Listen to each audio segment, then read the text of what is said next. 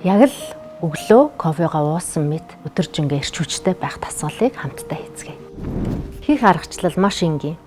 Гарынхаа алгыг пом болгоод хүн байлгаад тэгээд хөнхөө цохиж өг.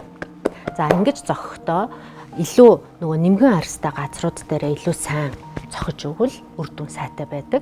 За тиймээс хөлийнхөө доод хэсгээс ахуулаад дээшээгээ чиглэсэн маягаар бүгдээрээ тасралтгүй нэг хэсгийн хугацаанд цохиодох юм. За.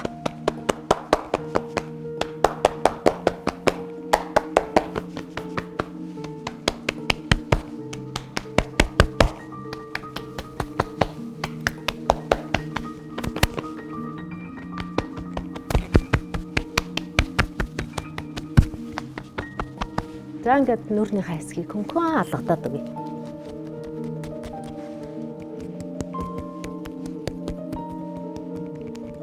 Энэхүү дасгал нь харахад маш амархан, энгийн, тэг хөгжилтэй юм шиг мөртлөө маш их үр дүнтэй.